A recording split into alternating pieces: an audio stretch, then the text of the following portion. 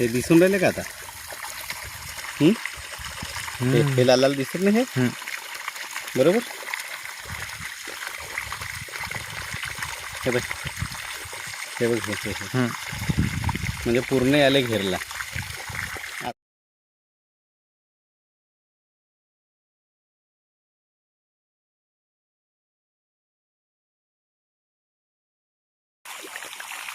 त्याच्या तुलनेमध्ये कमी आहे आपली.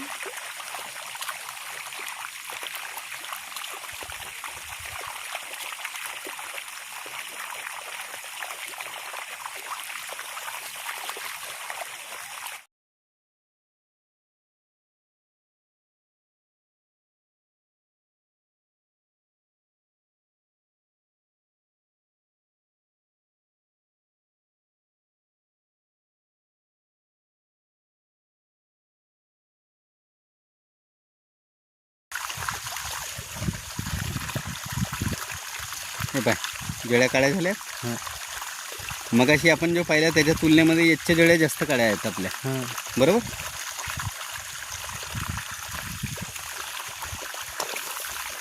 पाहू शकतो की या बांधीमध्ये जेव्हा आपण पूर्ण धानाचं जेव्हा निरीक्षण केला तर आपल्याला असा लक्षात आला की याच्यामध्ये रेड वार्मचा अटॅक इथं झालेला आहे.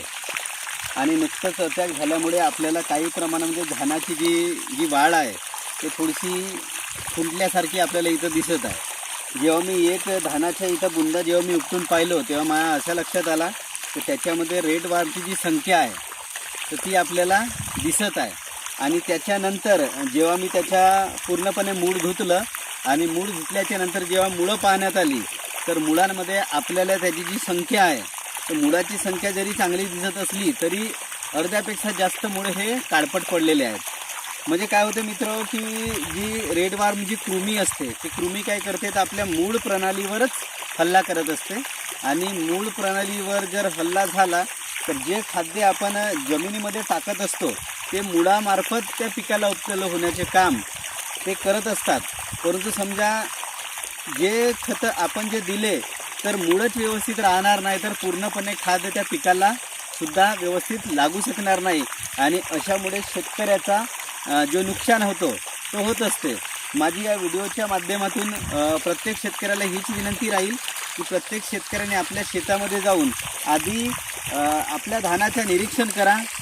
एखादं रोपटं तुम्ही उपटून बघा, त्या रोपट्यामध्ये कृमी आपल्याला दिसतेत नाही दिसत त्याच्या तुम्ही निरीक्षण करा. आणि निरीक्षण केल्याच्या नंतर त्याला पूर्णपणे माती जी लागलेली चिकटलेली असेल तिला पूर्णपणे धुवून टाका. धुतल्याच्या नंतर तिचे मूळ किती खराब झालेले आहेत ते आधी तुम्ही लक्षात घ्या. आणि ते सगळं झाल्याच्या नंतर मग आपल्याला व्यवस्थित जो डोस आहे, कारण की जो प्रॉब्लेम आहे त्या प्रॉब्लेमशी रिलेटेडच आपण त्याला जर डोस दिला तर आपल्याला फायदा होईल. नाहीतर आपण उगाच म्हणू की धान बसत आहे, खोडकिडा लागलेला आहे किंवा हे झालेलं आहे आणि दुसरीचे आपण औषध मारू तर आपल्याला पूर्णपणे त्याच्यावरती आटोक्यात करता येणार नाही. आणि अशा प्रकारे शेतकऱ्याचं एक चांगला आलेला पीक त्या मार्फत खराबसुद्धा होऊ शकतो. याची प्रत्येक शेतकऱ्यांनी काळजी घ्यावी. धन्यवाद.